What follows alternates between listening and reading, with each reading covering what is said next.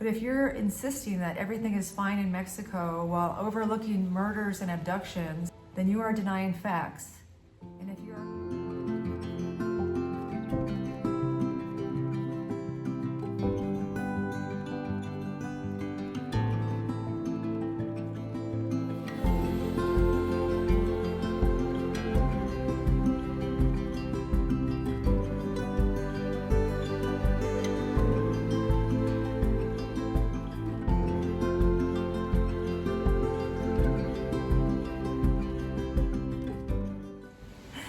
Hello, my name is Mora, and I've spent the last 6 months traveling by car through Mexico with my 2 dogs. And I've stayed everywhere from little casitas in the middle of nowhere to apartments in the middle of cities, and everywhere in between. And though I have no professional experience with security, I do have a point of view as a 57-year-old woman who has traveled a bit around the world and has currently spent 6 months in Mexico. First, some basic tips about staying in Mexico. One of the biggest areas of concern is where you go in Mexico. Where do you want to be? When I first came to Mexico in the first week, I had to drive through 2 states I really didn't want to be in to get to where I did want to be. And those states were Sinaloa and Sonora. If you've heard anything about what's going on in Mexico recently, you'll know that there's been a virtual civil war amongst the cartels in Sinaloa recently, and I would never drive through an area like that if I knew what was going on. So it's very important to stay aware of current events, and I'll talk more about 𝗍𝗂𝐻 and how you can learn what's happening on the ground later in the video. There are many people living in areas like that who are just trying to get on with their lives, but you don't have to take the chance by going through an area like that. You don't live there. So don't find yourself unwittingly in an area that's dangerous because you don't want to know what's going on.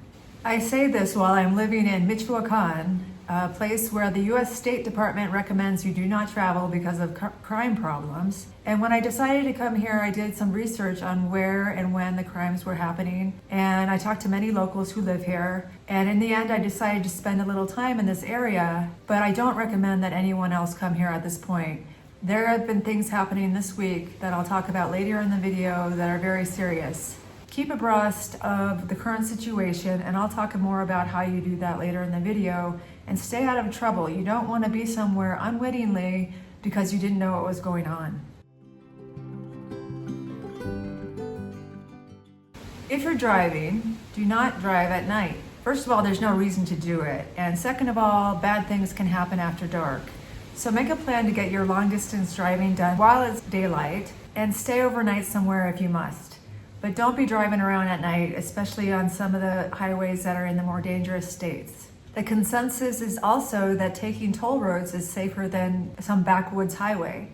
Take a toll road if you possibly can. The roads are better anyway, and they're patrolled more from the police.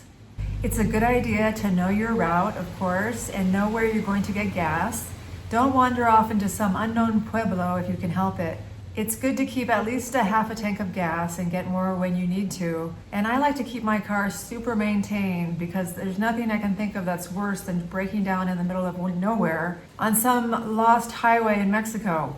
So I have 𝗶𝗶, I have an air pump, I have a battery that can jump my car battery with me, and I plan to get new tires soon. If you're driving, take what actions you can to keep your car maintained.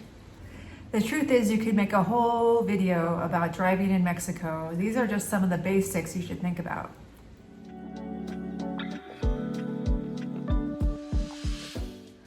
Another basic that you should consider, in my opinion, is that your lifestyle really matters when it comes to security. I currently have the lifestyle of a little old lady. I never go out drinking really, and if I did, it would probably be as part of a group tour. I'm pretty much a homebody. I rarely even drive here locally after dark. So I think that limits a lot of the scams and crimes that could happen to me. If you're someone who likes to go out drinking at night, or you're always on your phone, or you flash a lot of money or jewelry or something like that, you might be more susceptible to scams and crimes. I do go out walking in the neighborhood every day with the dogs, and I try to change up my time every day so I don't create a routine. Now that I'm stationary in one place for a few months, I'm much more conscious of revealing where I am exactly and letting people know where I live. When I was jumping around every week or two, there was no time for anyone to notice me, let alone create some sort of bad deed. But now that I'm in one place, I'm very protective of my location. I try to blend in, or at least not stand out wherever I am. I'm very friendly with my neighbors. I try to make eye contact and say hello every day. At first, they seemed a little suspicious of who is this foreign woman in our midst. I want them to feel friendly with me. In the beginning, to be honest with you, it took a little while. There was no eye contact, there was no buenos dias unless I made the first move. But now the moms walking their kids to school or the guy sweeping in front of his tienda, they all say hello and buenos dias, and I'm happy about that. The idea is not just to get to know them, but also I want them to let me know or warn me if they know about something bad going down. On walks, I always make sure I have a fully charged phone, I carry a big stick, and I have 2 big dogs, which may deter some bad guys. I used to walk out way past my neighborhood onto a forested road that really had nothing on it except for an occasional passing vehicle. But after some thought, I decided this was a risk I didn't need to take in this area. So now I just walk in the neighborhood. Like I said, I change up the time so no one can count on a routine with my schedule. And the 2 big dogs probably make people keep their distance as well. Olive in particular, though she's afraid of thunder, is an excellent protection and watchdog. She's highly alert to anything out of the ordinary, both at home and out on the street. And I don't even think she would take a steak thrown at her if it meant giving up her alert protectiveness. When I'm out in the world, I try to know where I'm going and the route so I don't have to look at my phone all the time. Not only does that make me more aware of my surroundings, but it also prevents theft of the phones. I've heard of people losing their phones when a thief will come by and just grab it out of their hands, so this prevents that as well. Though I haven't done this much in Mexico, I'm not above claiming that I have a husband and he's waiting for me when I have to go. It's a strong impulse in many women, including me, to not be rude at almost any cost. But if someone's given you an uneasy feeling or you have some suspicious inkling, it's okay to be rude. Sometimes claiming you have a husband takes the edge off the rudeness, and it also lets people know that you're not alone.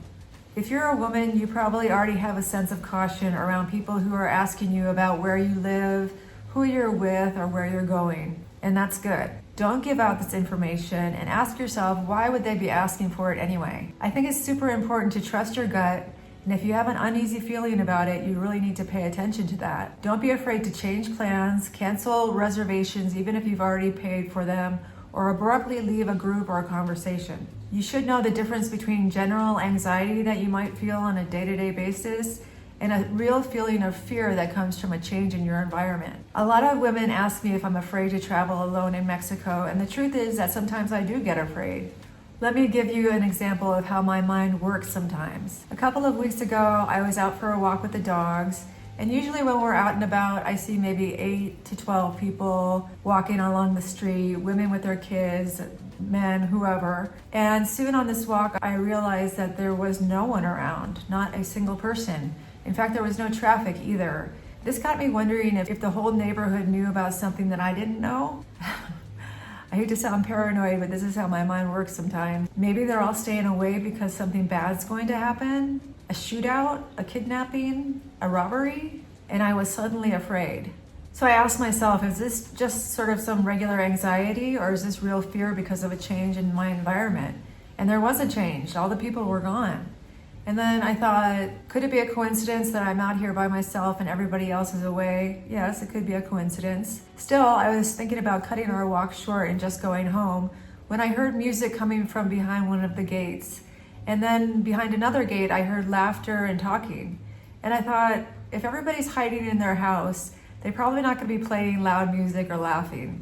So I decided I had overreacted when I saw a few people way down the road walking, and I carried on with our walk and everything was fine.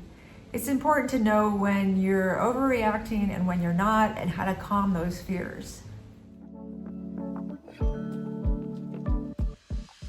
The other day on my way to Morelia, near the interchange where the toll road starts, there were several National Guard trucks and a lot of men with their uniforms, helmets, and long guns. And I didn't know what was going on, of course, but I just wanted to get through and drive through. But as I drove past two men, one of them waved me over and I had to stop. The fear here is that you'll be harassed, they'll search your car, they'll want a bribe, they'll freak you out in some way. But luckily I rolled down my passenger window and I was smiling, and the man was so young and so sweet, and he wanted to know if I was a tourist, and then he practiced some of his English on me, and after a few minutes I left and it was all fine. So you can feel afraid and not be in any danger, and on the other hand, you can be in danger and not feel afraid.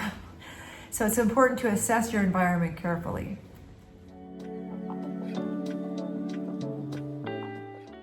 Be aware that there are some foreigners and others here in Mexico that insist that any warning about Mexico is vastly exaggerated. They treat every warning as if it's malicious propaganda. And I'm not saying there is no propaganda, but if you're insisting that everything is fine in Mexico while overlooking murders and abductions, then you are denying facts. And if you are calling people with first-hand experience liars, you should ask yourself why. I'm sure I'll get a couple of these people in the comments. And remember, if you are talking to someone who drove your highway 6 months ago and it was fine, and they say it's perfectly safe because they didn't have a problem, that doesn't mean you won't have a problem. So it's important to assess your options carefully. Let me show you a few gadgets I have that help me be more secure. I can't tell you about all the tools in my belt because some things need to stay private, but here are just some of the things I can recommend.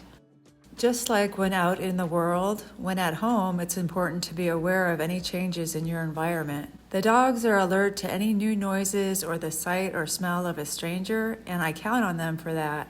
But I also use some security tools I talk about in a minute. It's very common to have locked gates and high walls in between your house and the street in Mexico. I appreciate this even though it's a pain every time I have to leave the property. Obviously, someone could scale the fence if they really wanted to, but these things make it much harder.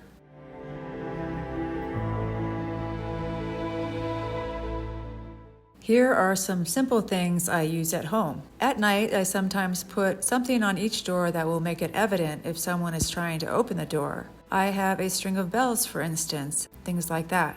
I got this driveway alarm when I was out traveling in my trailer a couple of years ago. It works very well. You hang it about 4 feet up wherever you want to know if someone is coming. It works with a puck that you can put close to you in your house, and if someone walks by the sensor, your puck will alarm for you. You can see I have a zip tie on mine to hang from a hook or a tree branch or whatever, but you could bolt it in somewhere too. It works on solar, but you're also able to plug it in with a USB. The puck is made for as many as 4 different sensors. If you want one around each side of your house, each with a unique chime alarm to let you know which sensor is sensing someone. You can adjust the sensitivity to avoid false alarms, and it works at a maximum range of a half a mile. Right now it's on Amazon for about $45 for one puck with one sensor. I like it. I've been a fan of these solar-powered motion sensor lights around the outside of my house. If I want to go out and look at the moon at night, a simple glance to see if any motion sensor lights have gone off will let me know if I'm alone out there. I gave 2 of these away, and my last one just broke after 3 years of daily use. If you don't have exterior surveillance cameras, did you know you can use an old phone or iPad as a security camera? It really works, and here's a link to explain how to do it. Mexico has different laws when it comes to things like pepper spray and tasers, and I would never break the law in Mexico or anywhere else. But keep in mind, if you are a person living alone, or even if you're not, and some intruder is in your house, there are many things that you might have handy that you could spray that might give you enough time to run away. Things like, in Oregon, they use bear spray a lot. Here in Mexico, there is readily available insect spray. Wasp and hornet spray is designed to shoot for many feet, and that would be good. There's even carburetor and brake spray, brake cleaning spray. So keep that in mind. I know it's not ideal, but to keep some of these things around the house might not be a bad idea.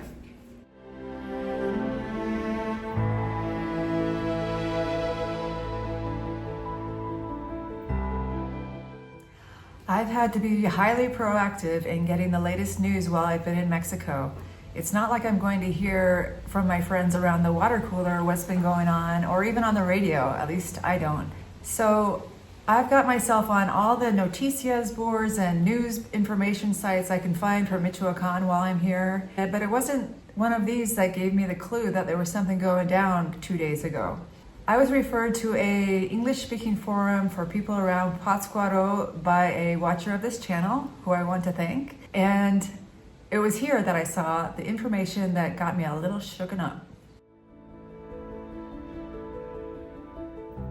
The first headline that I saw was 𝗖𝗚𝗚 shooting, and quickly followed after that was security alert in 𝗖𝗚𝗚. 𝗖𝗚𝗚 is a little village that it's only around 30 minutes from here, around Lake 𝗏𝗏𝗺𝗄𝗏. And so of course I looked at what was going on, if there was a shooting, and there was just questions about it. Something was going down. Soon I was on all the message boards that I'm involved with, and I could see that there was a problem. I found out there had been an incident of warfare in 𝗖𝗚𝗚, apparently between a group of armed citizens, which usually means cartel, and the National Guard. Some residents were posting hearing the shots and the sight of burning vehicles in the roadway.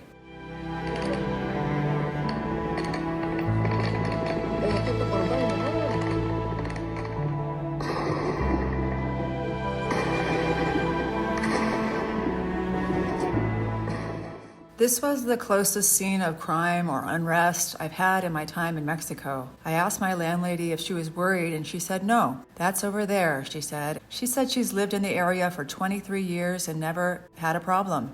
This comforted me, but I really didn't even want to be near anyone having a problem like this. I kept my eye on the news, and eventually it was reported that various security forces, including the National Guard, the Army, and local police, had been dispatched to 5 different localities where there had been some kind of trouble. The authorities were advising everyone to stay home, and businesses in 𝗖𝗚𝗚 were closed. In the end, 1 criminal was reported dead, 5 arrested, and multiple firearms and vehicles were confiscated. According to reports, people were pleased with the response of all the security forces. So that's troubling, isn't it? So should we be in Michoacan right now? Probably not. But here we are, and for the last 2 days since this big incident happened, all has been quiet. I've been keeping my eye on the news, obviously. It did get me thinking about moving, or what I might have to take if I had to leave in a hurry. But for now, I feel like we're not at risk, so we're gonna stay put. By the way, if you're in Mexico and you wanna find out about the latest, what's going on in your area, just search on your computer for your area's name with 𝗏𝗏𝗏𝗏, or news, and you should find a lot of good sites. What you want to see is articles that have been written in this century, the more recent the better, so that you can see which sites are on top of the latest news.